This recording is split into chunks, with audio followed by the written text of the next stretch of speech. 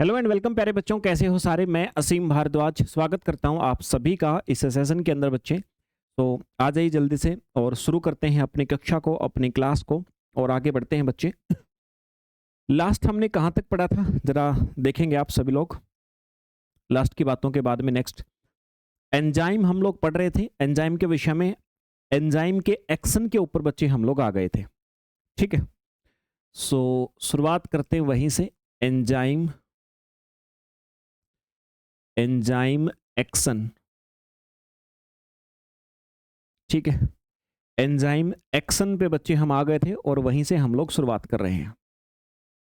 Enzyme की जो कार्य करने की प्रक्रिया है वो किस प्रकार से होगी, कुछ स्टेप में आपको समझाऊंगा बच्चे। सबसे पहला क्या होगा, पहला स्टेप इसमें आइए, बाकी चीजें आपने पढ़ ली थी इसके विषय में।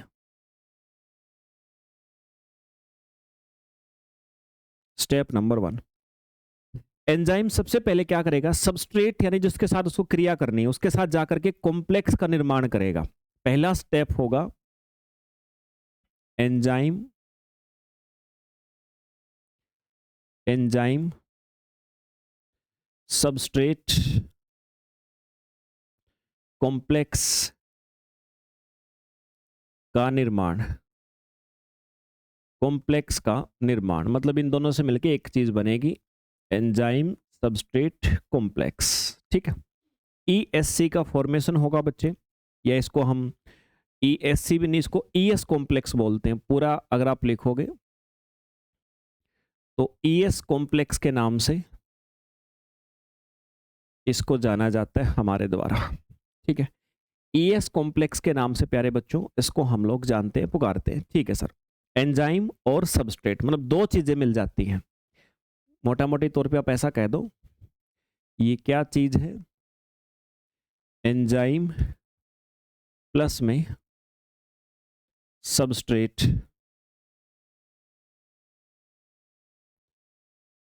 बन गया आपका ईएस कॉम्प्लेक्स।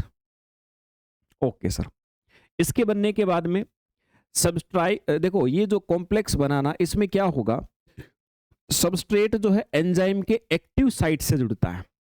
ये जो कॉम्प्लेक्स बना इसमें क्या होगा, सबस्ट्रेट सबस्ट्रेट एंजाइम के एक्टिव साइट से जुड़ेगा। एंजाइम के एक्टिव साइट से जुड़ेगा मेरे भाई। ठीक है, एक्टिव साइट से जुड़ेगा। समझ में आई बात। पहली बात, कैसे जुड़ेगा सर, बहुत सारे बॉन्ड बनेंगे, वीक बॉन्ड बनते हैं, हाइड्रोजन, आयनिक, वंडरवाल।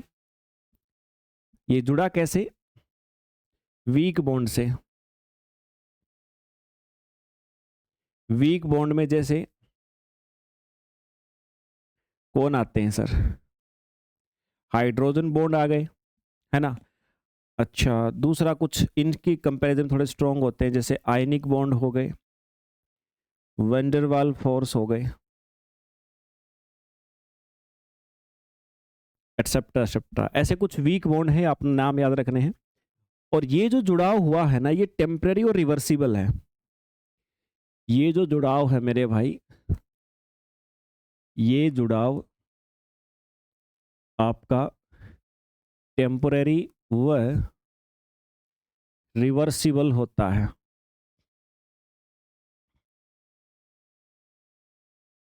ठीक है, ये जो जुड़ाव है मेरे भाई ये टेम्परेरी होता है, रिवर्सिबल मतलब दोबारा से हटेंगे। ये एक सिचुएशन ऐसी भी आएगी जब भी हटेंगे, एक बार जुड़ने के लिए ऐसे बॉन्ड का यूज किया गया है। ओके सर, स्टेप 2 में क्या होगा, अब बनेगी ट्रांजिशन स्टेट। पहले ही मैंने बोला था आपको, स्टेप 2 में क्या होगा, ट्रांजिशन स्टेट का निर्माण। ट्रांजिशन स्टेट का निर्माण बच्चे। ट्रांजिशन स्टेट सर थोड़ा सा हल्का सा इंट्रोडक्शन पहले भी लिया था, दोबारा बताता हूं। देखो, ईएस कॉम्प्लेक्स बनने के बाद क्या होता है, एंजाइम जो है ना वो सबस्ट्रेट के बॉन्ड पर प्रेशर डालता है।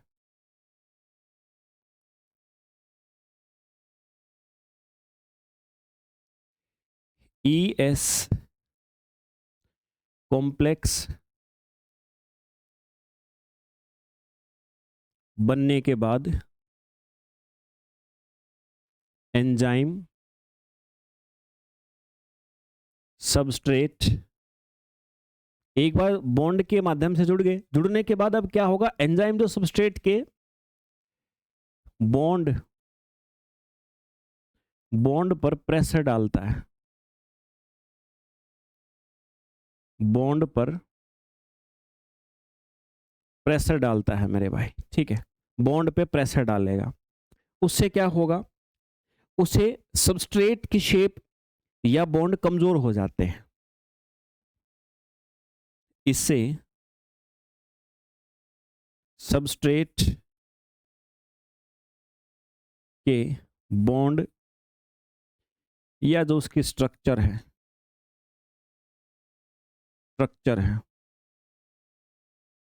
वो कमजोर हो जाती है,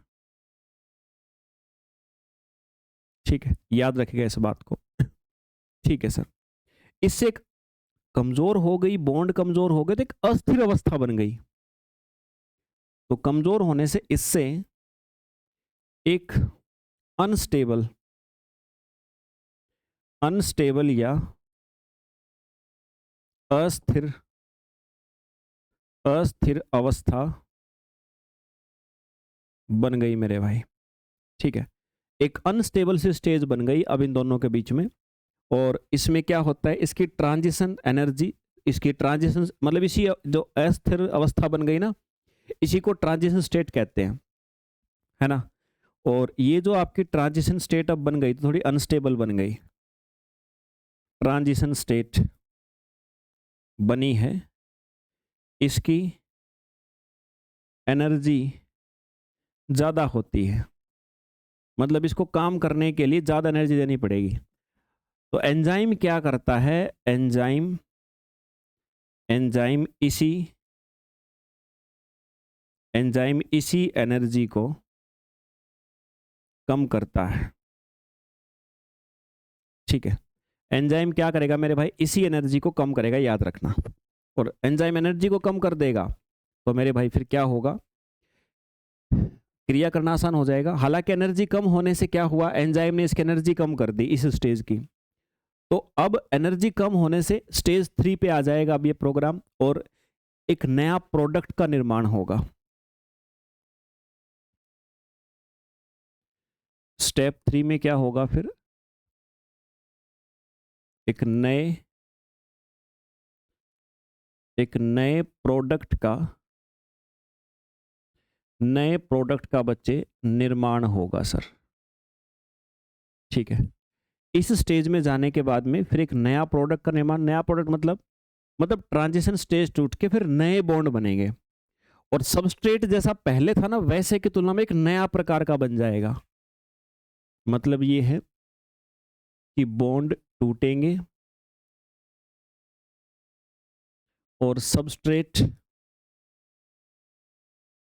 नया प्रोडक्ट बन जाएगा, एक नई चीज बन जाएगी, नया प्रोडक्ट बनेगा, बॉन्ड टूटेंगे और जो पहले की तुलना में सबस्ट्रेट नया प्रोडक्ट बनेगा। और अब ये कॉम्प्लेक्स क्या कहलाता है, अब जो ये चीज बन गई ना, अब जो कॉम्प्लेक्स बना है, अब कॉम्प्लेक्स कहलाता है क्या, अभी ES नहीं कहलाएगा, ये EP कॉम्प्लेक्स कहलाएगा। P का मतलब प्रोडक्ट, पहले ES कहलाता था, अब ये EP EP कॉम्प्लेक्स कहलाएगा, ठीक है। और ऐसा होने के बाद फिर स्टेप 4 में क्या होगा,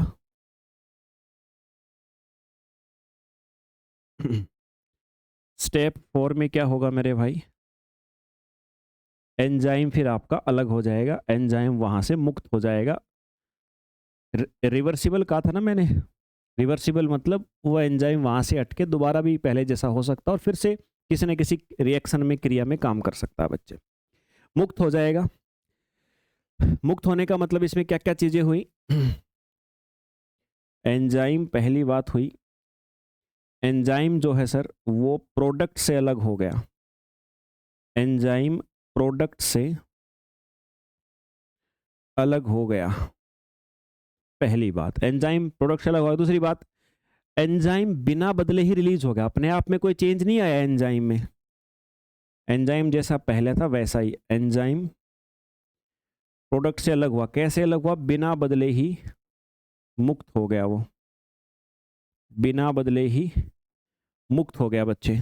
उसके बाद में वही एंजाइम बार बार रिएक्शन में काम आएगा, है ना। फिर से मुक्त होके फिर से वही एंजाइम बार बार रिएक्शन में काम आएगा। ठीक है, वही एंजाइम बार बार रिएक्शन में काम आएगा मेरे भाई, याद रखना। ठीक है, ओके सर, समझ गए ना। अब आप एक बात ध्यान रखना मेरे भाई, एक्टिवेशन एनर्जी कैसे घटती है? एक्टिवेशन एनर्जी कैसे घटती है? मैंने कहा था ना शुरू में ही कि एक्टिवेशन एनर्जी को कम कर देता है एंजाइम।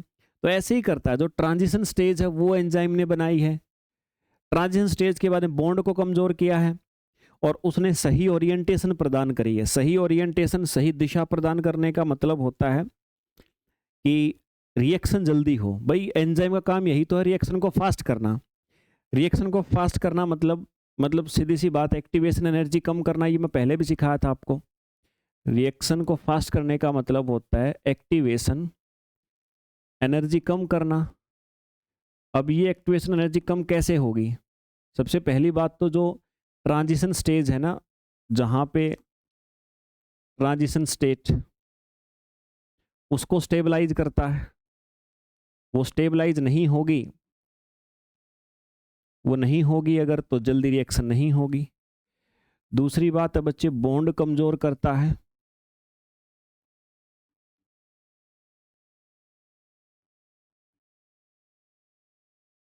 ठीक है, बॉन्ड कमजोर करेगा और रिएक्शन होने के लिए ओरिएंटेशन देता है। ओरिएंटेशन का मतलब रिएक्शन किस दिशा से अच्छे से हो सकती है वो देता है। भाई दो केमिकल हैं, ये वाला केमिकल मान लो पीछे वाली दिशा से रिएक्शन करता है, आगे से अगर कोई आके आएगा तो रिएक्शन नहीं करेगा, तो ये क्या करता है, उसको घुमा के सामने रख देगा, बोलेगा करो अब रिएक्शन। ओरिएंटेशन देता है बच्चे। तो इस प्रकार से सारी चीज़ों से एक्टिवेशन एनर्जी घट जाती है। ठीक है, और एक्टिवेशन एनर्जी घटेगी तो फिर आपकी इन सारी चीज़ों से रिएक्शन तेज होगी, रिएक्शन तेज होगी, है ना। ये ध्यान रखिएगा। ये सारी चीज़ें, ये सारे काम हैं जो पॉसिबल होते हैं इसी के द्वारा मेरे भाई। ओके सर, ये था इसका एक्शन कैसे होता है। अभी हमें क्या देखना मेरे भाई, अभी जो देखो सामान्यतः हम लोग क्या बोलते हैं, रिएक्शन की स्पीड को तेज होने को क्या बोला जाता है? कैटेलाइजिस बोला जाता है। इसको हम लोग बोलते हैं कैटेलाइजिस, है ना। कई बार सिलेबस में अलग से लिखा होता है कैटेलाइजिस ऑफ एंजाइम, लेकिन ये सारी चीज़ें इसके अंदर ही आ जाती हैं। सीक्वेंस में करोगे तो सारी चीज़ें करते करते समझ में आ जाती हैं। ठीक है, बहुत सारे बच्चे हैं, कई बार मैं देखता हूँ बच्चे जैसे ही पढ़ाई शुरू करेंगे 2-3 दिन उनको पढ़ाई करते होते नहीं है, उनके मन में ये सस्पेंस आने लग जाता है, सर वो फलाने वाला टॉपिक कहाँ है सर, वो तो नहीं दिख रहा। लेक्चर 5 किए हैं और तुम्हें सब कुछ दिख जाएगा। तुम संजय हो महाभारत के कि तुम इतने दिव्य दृष्टियां तुम्हारे पास में कि तुम 2-4 लेक्चर करते ही तुम्हें पूरी जितने भी 200 लेक्चर हैं सबका दिखने लग जाएगा कि कौन से टॉपिक के सब टॉपिक में क्या आएगा। सोचते ज़्यादा हैं, करते कम हैं।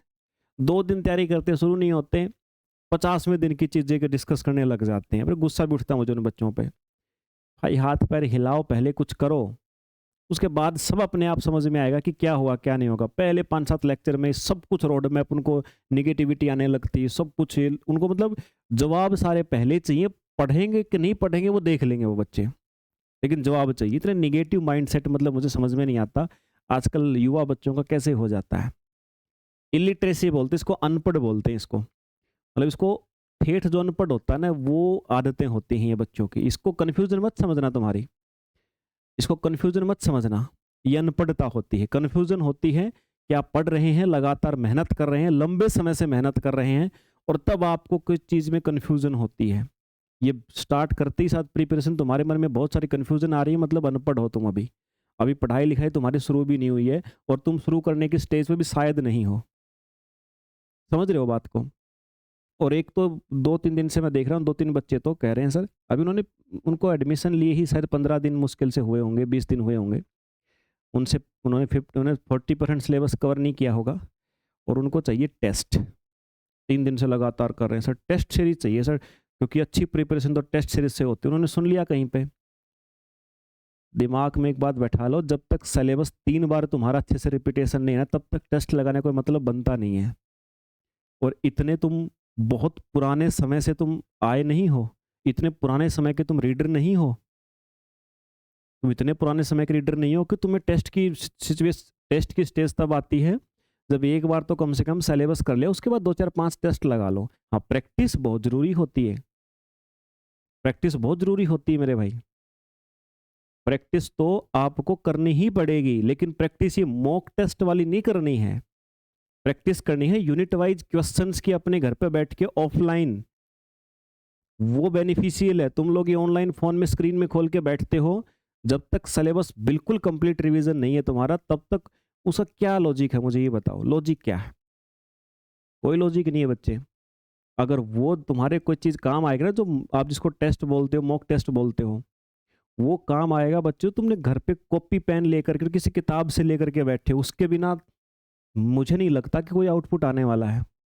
इसलिए मैं उन बच्चों को कहना चाहता हूं जो अभी अभी भी शुरू कर रहे हैं, बेटा अपने उस कंसेप्टों पे ध्यान दो, स्ट्रॉन्ग बनाओ। ये कोई छोटा मोटा एग्जाम नहीं है कि तुम लोग सिपाही विपाही का एग्जाम देने जा रहे हो और मन किया तभी से मॉक टेस्ट लेके बैठ गए। दुनिया भर के हैं देश दुनिया में, वो काम नहीं करना है, उल्टा रिजल्ट आएगा, समझ में नहीं आएगा पेपर में। और तुम्हारे पास 3 घंटे अभी हैं खराब करने के लिए रोज मॉक टेस्ट के लिए, बिना सिलेबस के। बिल्कुल भी नहीं मेरे भाई, सिलेबस करो और प्रैक्टिस ऑफलाइन बुक से करो। कोई मतलब नहीं है ऑनलाइन के लिए कुछ टेस्ट मैं आपके लगवाऊंगा, श्योरली लगवाऊंगा, लेकिन अभी नहीं मेरे भाई, अभी करो पहले पूरा। मॉक टेस्ट का बस इतना ही होता है कि 2 4 5 टेस्ट लगा लो तो एक आइडिया सा आ जाए कि कितना टाइम लग रहा है। सुधारना तो फिर से पढ़ के पड़ेगा, फिर से ऑफलाइन प्रैक्टिस करके बुक से करना पड़ेगा, या फिर एमसीक्यू की जो सीरीज आपने देखी उनकी सीट को खुद से सोल्व करो। एक बार एमसीक्यू टीचर से पढ़ लिए, फिर खुद से करो। मतलब इलिटरेसी वाली हरकतें मत करो भाई। और ये लोग बच्चे को उस तरह से मानते भी नहीं है, मतलब लगे रहेंगे जब तक उनका रिप्लाई करना बंद नहीं करो, तब तक लगे रहेंगे उल्ट पुल्ट कुछ भी पूछने के लिए। मतलब उनके डाउट पढ़ाई से अलग सारी तरह के आते हैं। पढ़ाई से नहीं आता उनको कोई भी डाउट, कभी भी उनका कंसेप्ट से रिलेटेड कोई डाउट नहीं आता, लेकिन उससे अलग सारे डाउट जरूर आते रहते हैं। इसका मतलब वो सही ट्रैक पे है ही नहीं, उनको पता ही नहीं कि तुम तैयारी किसकी करे। उन्होंने फिर इसका मतलब ऐसा है कि उन्होंने देखा कि फॉर्म आ गया और फॉर्म आते ही भर दिया, और अरे 2 महीने बाद पेपर है, बस वो लग गए, बस वो। ऐसे पेपर होते हैं क्या? एक विजन होता है, एक थॉट प्रोसेस होती है। मत करो भाई ऐसी चीज़ें। घर वालों के पैसे जा रहे, तुम्हारा नहीं जा रहा कुछ भी, क्योंकि तुम उस स्टेज तक। और इतना समझ लो, कुछ बच्चे तो ये मैं कम से कम 15 इंक्वायरी देख चुका हूँ। 15 इंक्वायरी में कल टेबल पे देखा मैंने, 15 इंक्वायरी ऐसी थी जो बच्चे कह रहे थे सर हम मॉक टेस्ट ही कर लेंगे केवल, हमने सिलेबस तो किया नहीं है सर, उनसे हो जाएगा क्या? और कुछ कह रहे हैं सर सिर्फ आपकी बुक से हो जाएगा क्या सर, अगर हम सिलेबस नहीं करें तो काम चल जाएगा क्या? तो इतना कह रहा हूँ मेरे भाई, तुम्हें लग रहा है कि भारत के विश्वविद्यालयों में ऐसे असिस्टेंट प्रोफेसर, ऐसे रिसर्चर की आवश्यकता है कि जो एक किताब से प्रैक्टिस करके पढ़ाओगे क्या तुम वहाँ जाके? तुम्हें लग रहा है कि तुम अब तो नहीं पढ़ पाए, लेकिन जब पढ़ाने जाओगे तो घर पे पढ़ के चले जाओगे, तुम्हें समझ में भी नहीं आएगा। तुम्हें एक लेक्चर तैयार करने में 6 दिन लगेंगे। किसका सत्यानाशा करोगे तुम? बच्चों का।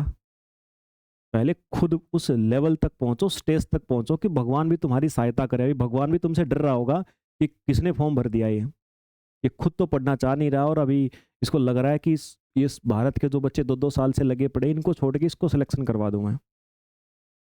मेहनत कर लो भाई, सारी चीज़ों को छोड़ दो।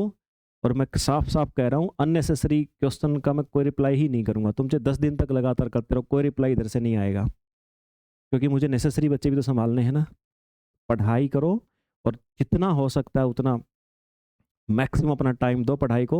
और बिना कंसेप्ट ये हटा दो। बताने में क्यों देख पा रहा हूँ कि बच्चे के मन में मॉक टेस्ट किसने बहका दिया इनको। ये यूट्यूब पे आ जाते हैं कुछ लोग, ये टीचर तो है नहीं, इन्फ्लुएंसर हैं, बेचने के चक्कर में बच्चों को भटका देते हैं। मॉक टेस्ट ये करता वो करता, भाई पढ़ाई करती कंसेप्ट करते हैं, बिना कंसेप्ट का काहे का मॉक टेस्ट? मुझे बता दो एक बार। आज तक मैं तो अपने जीवन में कभी इंप्लीमेंट नहीं किया इन चीज़ों को। और अभी मॉक टेस्ट कौन लगा लेगा 3 3 घंटे रोज? 7 8 घंटे का मुश्किल, तुम 12 घंटे बैठते हो तो 7 8 घंटे का आउटपुट आता होगा स्टडी का। तुम 3 घंटे का टेस्ट लगाओगे सिलेबस छोड़ के, अभी बहुत है भाई। और ये जो मैं करवा रहा हूँ ना अभी, ये एक बार रिवीजन से नहीं होने वाली है, 3-3 4-4 रिवीजन लगेंगे, मल्टीपल रिवीजन इनके। और फिर उसके बाद जो एमसीक्यू प्रैक्टिस के सीट मैंने आपको एक वर्क दिया था, आपको याद हो तो, कि जो जो क्वेश्चन आपको दिए जाएं उनको प्रैक्टिस उनको अपने एंड पे भी किया करो। 1-2 घंटा तो वही ले जाएंगे तुम्हारे डेली का। तो मेरे भाई ध्यान रखें इस बात का, इलिटरेसी वाली बातों पे ना पड़े, किसी की ना सुने, जो एक बार कहा जा रहा है उस चीज़ को आप लोग कंटिन्यू करो, ठीक है। महीने 2 महीने की स्टडी के बाद में तुम्हें समझ में आ जाता, हाँ यार अब सर ऐसा लग रहा है हमें, तो इसकी सहायता बताओ, तो वो अच्छी चीज़ें हैं। बट ये अनपढ़ों वाले लक्षण मत करो भाई, बिल्कुल भी ये नहीं चलेंगे आपके। चलो आ जाओ भाई, अगली चीज़ पे आते हैं। मैंने आपको अभी तक जो चीज़ें बताई हैं, जितनी भी चीज़ें मैंने आपको बताई हैं, इन सारी चीज़ों के ऊपर हम चर्चा में आते हैं, चर्चा में करते हैं, ठीक है। तो मैंने कहा एंजाइम की जो कैटेलाइजिस है ना, कैटेलाइजिस का मतलब है कि रिएक्शन को जो फास्ट कर रहा है मेरे भाई, वो किस किस तरीके से कर सकता है, उसके टाइप्स होते हैं, टाइप्स ऑफ एंजाइम कैटेलाइजिस, ठीक है। कई बार सिलेबस में अलग से लिख दिया जाता है कि कैटेलाइजिस प्रोसेस क्या है, कई बार एंजाइम लिख दिया जाता है ना। अब बच्चे दो समझ लेते हैं, एंजाइम पढ़ोगे तो बहुत कुछ पढ़ना है, 4-5 घंटे एंजाइम पढ़ने में लगाने होते हैं आपको, ठीक है। और फिर ये जो बॉन्ड का जिक्र आया है ना, बीच में ये बॉन्ड आ रहे हैं, कहीं हाइड्रोजन बॉन्ड आ रहा है, कहीं पे आयनिक इंटरेक्शन आ रहा है, कहीं पे हाइड्रोफोबिक आ रहा है, ये भी सेपरेटली पढ़ने हैं। जैसे एक बार आपने एंटीबॉडी को सिर्फ स्ट्रक्चर पढ़ी थी, फिर एंटीबॉडी की स्ट्रक्चर भी कैसे बनती है वो अब आपने पढ़ी है ना। तो हर चीजें आएंगी, छोटी छोटी चीजें भी, एक जगह पे आपको जो टॉपिक नहीं लगेगा वो भी आएगा। बट ये टेंशन ना लो, कब आएगा टेंशन ये लो कि तुम कितना बेटर कर पा रहे हो उस चीज को। ओके सर, आ जाओ भाई, types of enzyme catalysis, enzyme catalysis, types of enzyme catalysis के नाम से बच्चे जिसको हमारे द्वारा जाना जाएगा। सबसे पहला बच्चे एसिड बेस कैटेलाइजिस, पहली चीज पे आइए, एसिड बेस कैटेलाइजिस, एसिड बेस कैटेलाइजिस, ठीक है, एसिड बेस कैटेलाइजिस के नाम से जाना जाएगा, ठीक है, एसिड बेस कैटेलाइजिस। और हाँ ध्यान रखना बच्चे, ये आप जो बच्चे अभी वाला, आप में से देखो बहुत सारे प्रकार के बच्चे हैं, जो बच्चे कुछ तो अभी पिछले बच्चों का बैच चल रहा है, जो पिछले बच्चे जिन्होंने सेट क्वालिफाई किया है उन बच्चों का अभी मॉक चल रहे हैं, मतलब इंटरव्यू की प्रिपरेशन चल रही है। इंटरव्यू के लिए मैं यहीं पर बुलाता हूँ, है ना, मतलब वो सबकी इच्छा होती है, 5 बार बुलाता हूँ मैं, 5 बार उनका इंटरव्यू वो होता है, पूरा पैनल बैठ के आपका सबको सारी चीज़ें आपको समझाई जाती है, और आपका 5 बार आपका इंटरव्यू लिया भी जाता है ना। वो समय समय की बात है, ज़्यादा 10 भी होता है, 15 भी होता है, फाइनली एक 5 बार होता है। तो जो जो बच्चे हैं वो उस इंटरव्यू से तो मत घबराओ, वो तो आपको यहीं पर प्रिपेयर किया जाएगा। जो एलिजिबल नहीं आने के अलग बात है, बट एक बार लगातार 5 दिन बुलाया जाता है, जो आ सकते हैं सक्षम है तो वो बहुत बेहतर उनका हो सकता है। अभी ये जो 5 मॉक कंप्लीट हुए हैं बच्चों के, 5 इंटरव्यू कंप्लीट हुए हैं, जो पिछली बार वाले थे जो लगभग प्रिपेयर कर चुके थे, और जो बच्चे आप में से अगली बार अभी जो होगा उसमें निकालेंगे, तो आपका तो बहुत समय से पहले ही शुरू कर दिया जाएगा। आपको तो मंथ में 2-3 बार बुलाएंगे, और सारी चीज़ें बेहतर तरीके से, मतलब साथ साथ प्रिपरेशन का ही होगा, और ताकि आप फेस टू फेस मिलके मुझसे गाइडेंस भी ले सको, है ना। चलिए सर, एसिड बेस कैटेलाइसिस पे आते हैं। तो इसमें क्या है बच्चे, एसिड बेस कैटेलाइज का मतलब अगर मैं एक थीम बोल लूं कि सर कैटेलाइज मतलब रिएक्शन को फास्ट करना, ठीक है सर, इतनी सी बात हो गई। एसिड बेस का मतलब है कि एंजाइम कई बार एसिड या बेस का बिहेव करके फिर रिएक्शन को फास्ट करता है। एसिड या बेस का बिहेव करके कैसे, एसिड या बेस का बिहेव करके कैसे फास्ट करता है मेरे भाई, एसिड या बेस का बिहेव करके फास्ट करने का तरीका होता है प्रोटॉन को डोनेट करके या रिसीव करके। आप सभी ने छोटी क्लास में 10वीं 8वीं 9वीं क्लास में पढ़ा होगा केमिस्ट्री में कि भाई एसिड क्या होता है, जो प्रोटॉन को डोनेट करता है, बेस क्या होता है, जो प्रोटॉन को रिसीव करता है। प्रोटॉन मतलब यहाँ पर हाइड्रोजन आयन की बात हो रही है, हाइड्रोजन आयन को बोला जाता है। तो उसके बिहाफ पे भी हम लोग कैटेलाइसिस कर सकते हैं, है ना। तो कैसे होगा बच्चे, सिंपल सी बात है सर, यहाँ पर एंजाइम क्या है, प्रोटॉन लेता है या देता है, मतलब अगर मैं ओवरऑल लिखूं,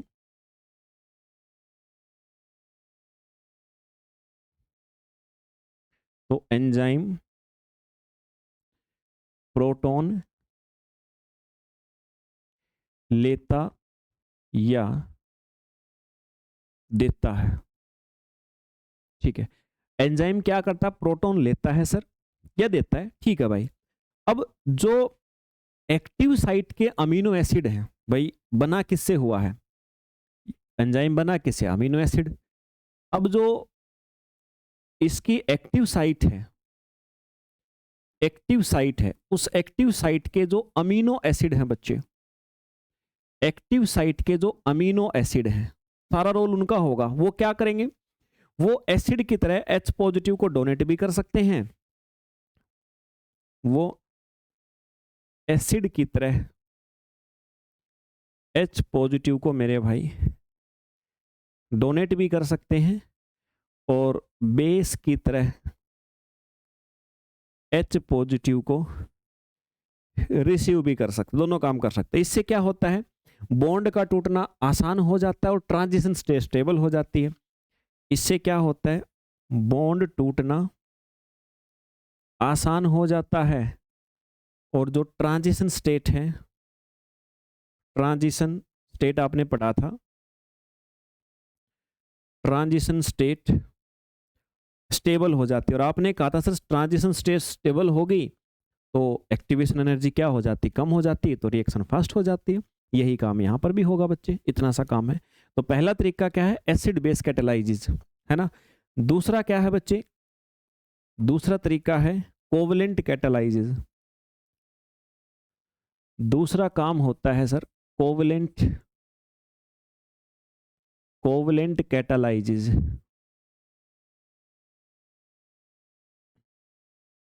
ठीक है, दूसरा है बच्चे आपका कोवलेंट कैटालाइसिस। कोवलेंट कैटालाइसिस के नाम से हम लोग इसको पुकारेंगे बच्चे। ठीक है, कोवलेंट कैटालाइसिस। कोवलेंट कैटालाइसिस की बात करें तो ये क्या होता है भाई, एंजाइम और सबस्ट्रेट के बीच एक टेम्पररी कोवलेंट बॉन्ड बनता है इसमें। मतलब कोवलेंट बॉन्ड की सहायता से कैसे रिएक्शन को फास्ट किया जाए, तो उसके लिए पहली बात समझनी पड़ेगी, एंजाइम, एंजाइम व सबस्ट्रेट, एंजाइम व सबस्ट्रेट के बीच इसमें कुछ टेम्पररी कोवलेंट बॉन्ड बनता है। पहले टेम्पररी कोवलेंट बॉन्ड बनता है मेरे भाई। ठीक है, टेम्पररी कोवलेंट बॉन्ड बनेगा पहली बार। फिर क्या होगा, अब ये रिएक्शन दो चरणों में होती है, ये जो रिएक्शन होती है दो चरणों में होती है। रिएक्शन दो चरणों में होती है।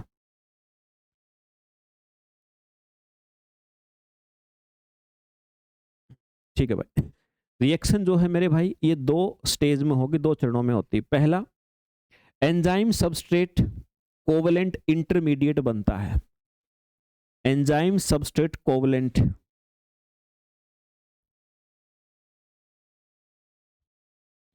एंजाइम सबस्ट्रेट, ये कोवलेंट इंटरमीडिएट, कोवलेंट इंटरमीडिएट मतलब बीच की अवस्था का एक केमिकल बन गया, एक कॉम्प्लेक्स बन गया, इंटरमीडिएट बनता है। कोवलेंट बॉन्ड की सहायता से एक इंटरमीडिएट कंपाउंड बनता है। ठीक है, उसके बाद इंटरमीडिएट टूट के प्रोडक्ट बनता है। उसके बाद जो ये इंटरमीडिएट कंपाउंड बना था ना ऊपर दोनों के मिलने से, फिर ये इंटरमीडिएट टूटकर प्रोडक्ट बनता। आपको इससे रिएक्शन फास्ट कैसे हुई, ये क्या मजाक है सर कि बोला इंटरमीडिएट बनता है फिर प्रोडक्ट बनता है, इसमें फास्ट का फास्ट इसलिए हुई, अगर ये एंजाइम और सबस्ट्रेट के बीच में कोवलेंट बॉन्ड की सहायता से अगर कोई इंटरमीडिएट मतलब कोई बीच का केमिकल नहीं बनता, तो ये सबस्ट्रेट है ना ये बहुत स्लोली रिएक्ट करता। लेकिन एंजाइम ने जुड़ के कोवलेंट बॉन्ड से एक इंटरमीडिएट कंपाउंड बना दिया और फिर उसको टूट के प्रोडक्ट बना दिया। ये काम हो गया ना, तो जो काम घंटों में होना था वो मिनटों में हो जाएगा। इतना होने के बाद अब ये सबस्ट्रेट जल्दी जल्दी रिएक्शन करेगा मेरे भाई, ये फायदा हुआ मैं इस चीज का। ठीक है, तो इससे रिएक्शन का रास्ता छोटा हो गया और स्पीड बढ़ गई। ये काम होने से क्या हो गया, रिएक्शन का रास्ता छोटा हो गया, रास्ता छोटा, और रिएक्शन की जो स्पीड थी मेरे भाई वो इंक्रीज हो जाती है सर। ठीक है, रिएक्शन की स्पीड प्यारे बच्चे आपकी इंक्रीज हो जाती है। Okay sir. फिर बच्चे मेटल आयन कैटालाइजिस, अब तीसरी चीज है metal ion catalysis. Metal ion catalysis, metal ion catalysis, metal ion catalysis बच्चे, इसमें क्या चीजें हैं, एंजाइम की एक्टिव साइट में मेटल आयंस उपस्थित होते हैं, जैसे जिंक हो गया, मैग्नीशियम हो गया, आयरन हो गया। पहली बात कि सर जो एंजाइम होता है ना, उस एंजाइम की एक्टिव साइट्स में, एक्टिव साइट में मेटल आयन होते हैं, जैसे जिंक हो गया, मैग्नीशियम हो गया, है ना, आयरन हो गया। मेटल आयन प्यारे बच्चे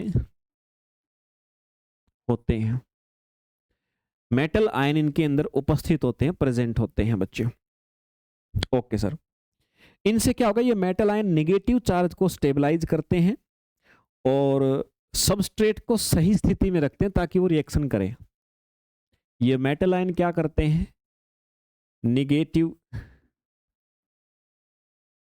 चार्ज को न्यूट्रल और जो आपका सबस्ट्रेट है, सबस्ट्रेट को सही स्थिति में रखते हैं ताकि वो रिएक्शन करे और तेज हो। वो सही स्थिति में, सही स्टेट में रखते हैं बच्चे, ऐसा बोल सकते हो आप लोग। ठीक है, ओके सर, ठीक है भाई।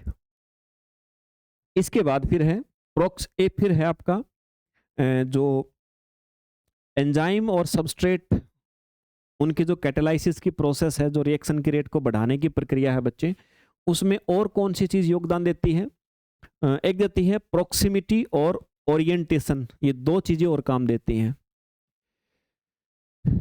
प्रोक्सिमिटी एंड ओरिएंटेशन इफेक्ट, नाम की हिंदी बताते ही साथ आपको समझ में आ जाएगा। प्रोक्सिमिटी मतलब समीप, समीपता, और ओरिएंटेशन मतलब दिशा, कि भाई कौन सा केमिकल जो है वो किस दिशा से रिएक्शन करने में माहिर है। दो चीजें मेरे भाई, एंजाइम जो है ना वो रिएक्टेंट के पास, रिएक्टेंट को पास लाता है और सही दिशा में अरेंज करता है। ठीक है भाई, एंजाइम आया, एंजाइम सबस्ट्रेट के पास आया, तो जो सबस्ट्रेट वगैरह है ना उनको पास पास लाएगा एंजाइम, पास पास लाता तभी तो रिएक्शन की रेट बढ़ेगी। और दूसरी बात, दिशा मतलब उनको सही दिशा देता है। सही दिशा देता है मतलब मान लो कि ये केमिकल, एक ये केमिकल, इनको क्या करना है, इन दोनों केमिकल्स को रिएक्शन करना है। ये केमिकल इधर से रिएक्शन करता है और ये इधर से करता है। इसने आके टक्कर मारी, यहाँ टक्कर मारेगा तो क्या रिएक्शन होगी, नहीं होगी, क्योंकि ये तो इधर से क्रिया कर रहा था। एंजाइम क्या करता है, इसको पकड़ेगा, बोलेगा तो घूम, और इसकी ये जो एक्टिव साइड इधर कर देगा। अब देखो जितनी भी टक्कर होंगे ना, दोनों मॉलिक्यूल के बीच में रिएक्शन होगा, तो प्रोडक्टिव कोलिजन होंगे। अनप्रोडक्टिव कोलिजन कोई भी नहीं होगा, मतलब फालतू का कोलिजन कोई भी नहीं होने वाला मेरे भाई, ये काम इससे होता है। ओके सर, ठीक है भाई, इतनी सी बात हमें आ गई सर समझ में। अब बात करते हैं, ये तो हो गई सर कैटालाइसिस कैसे कैसे होता है, कौन कौन से फैक्टर होते हैं जो कैटालाइसिस को प्रभावित करते हैं। अभी हम लोग यहाँ पर बात करने वाले हैं, ठीक है, यहाँ पर हम लोग बात करने वाले हैं अगली चीज को,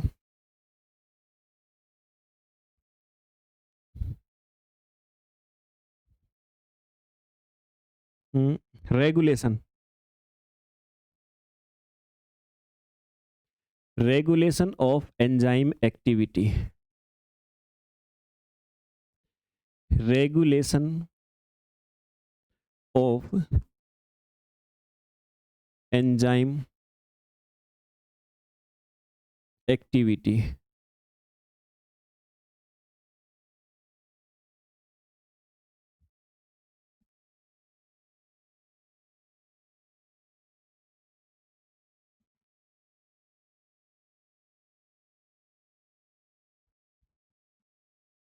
ठीक है भाई।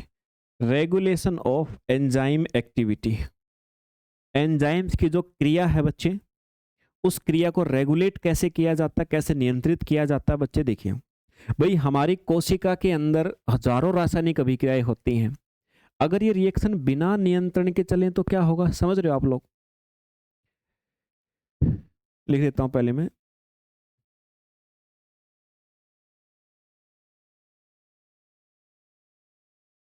हमारी बॉडी बोल दो या सेल बोल दो, हमारी सेल के अंदर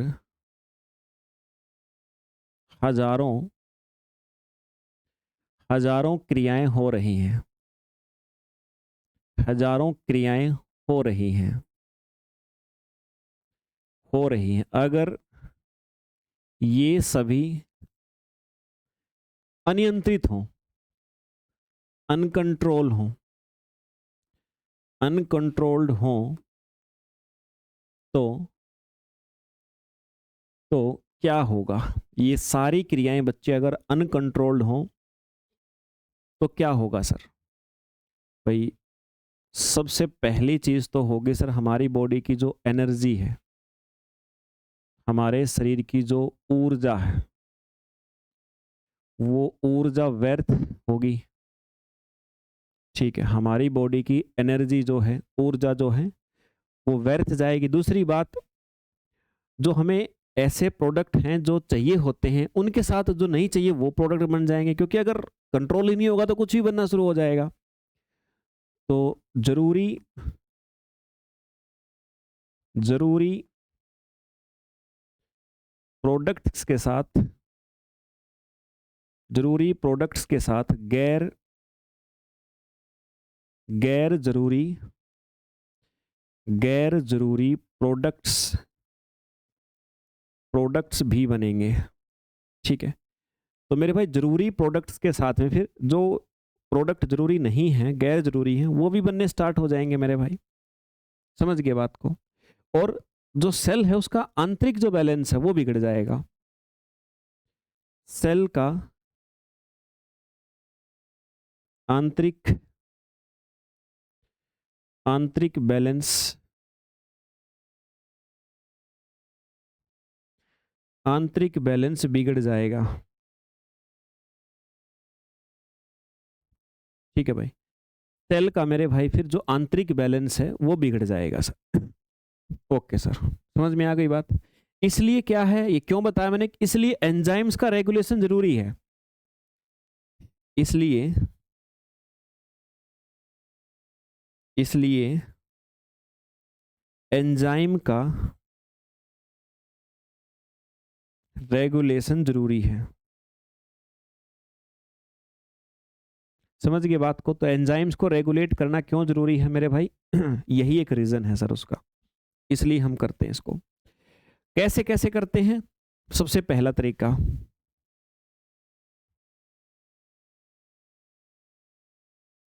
सबसे पहला तरीका बच्चे, substrate substrate concentration substrate concentration द्वारा द्वारा नियंत्रण।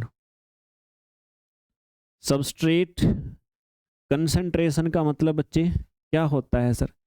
कंसंट्रेशन का मतलब है सर मात्रा। सबस्ट्रेट मतलब एंजाइम जिस भी बायोमोलिक्यूल के ऊपर काम करने जा रहा है, उसकी मात्रा से भी कंट्रोल कर सकते हैं, उसकी क्वांटिटी से नियंत्रण हो सकता है।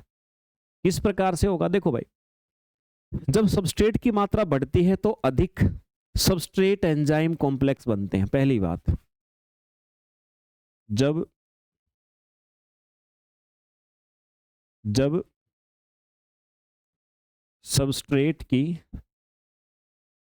मात्रा बढ़ती है तो एंजाइम सबस्ट्रेट कॉम्प्लेक्स, पढ़ा था ना, कॉम्प्लेक्स भी बढ़ जाते हैं,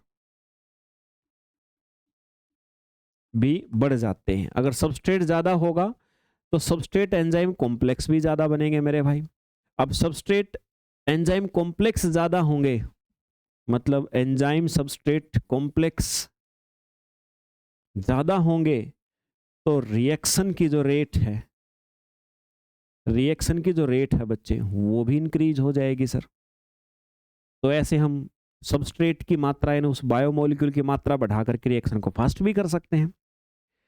समझ गए बात को। लेकिन कुछ चीज़ें इसके साथ में जुड़ी हुई हैं, थोड़े एक्सेप्शनल सी बातें और बहुत गहरी बातें समझनी पड़ेंगी, तो होगी नॉर्मल कंडीशन, है ना। लेकिन एक समय बाद सभी एंजाइम मॉलिक्यूल बिजी हो जाते हैं, तो रिएक्शन की अधिकतम गति प्राप्त हो जाती है। मतलब आप बढ़ाते गए सबस्ट्रेट को बढ़ाते गए। अब जितने एंजाइम थे सारे एंजाइम बिजी हो गए। अब तुम और सबस्ट्रेट डालोगे तो कोई फर्क थोड़ी पड़ेगा, एंजाइम तो नहीं बचा। तो उस समय एक ऐसी सिचुएशन आती है जब सभी एंजाइम इंगेज हो जाते हैं। लेकिन अभी लेकिन वाली बात को इससे अलग समझना।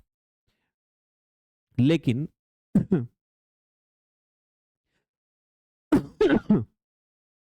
एक समय ऐसा आता है जब सभी एंजाइम बिजी हो जाते हैं। जब सभी एंजाइम बिजी हो जाते हैं तो जो रिएक्शन की रेट है या स्पीड बोल सकते हो, वो मैक्सिमम हो जाती है। वो जितनी हो सकती थी उतनी अधिकतम हो जाती है, और इस रेट को बोलते हैं वी मैक्सिमम। ये जो रिएक्शन की रेट है ना, जो स्पीड है, इसको वी मैक्सिमम बोलते हैं। मतलब मैक्सिमम वेलोसिटी पे अभी रिएक्शन चल रही है। कब? जब इतने हमने डाल दिए कि सारे एंजाइम बिजी हो गए इतने सबस्ट्रेट की अवस्था पे। ठीक है, इसको हम लोग एंजाइम सैचुरेशन कहते हैं। इस स्टेज को, ये जो स्टेज है ना बच्चे, ये जो स्टेज है, इस अवस्था को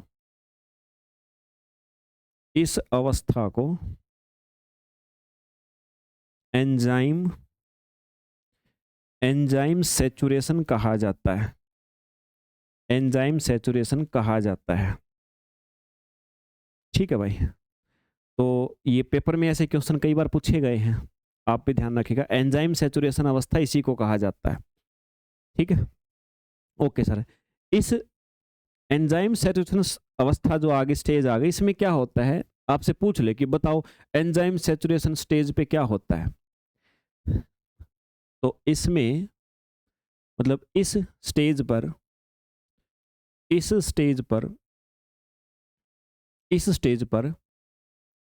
सबस्ट्रेट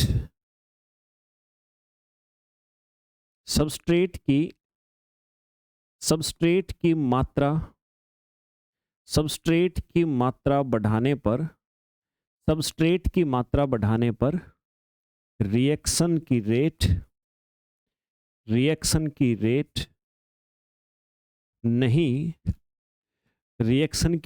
नहीं बढ़ती है। ठीक है भाई, सबस्ट्रेट की मात्रा बढ़ाने पर रिएक्शन की रेट, प्यारे बच्चों, आपकी नहीं बढ़ती है सर।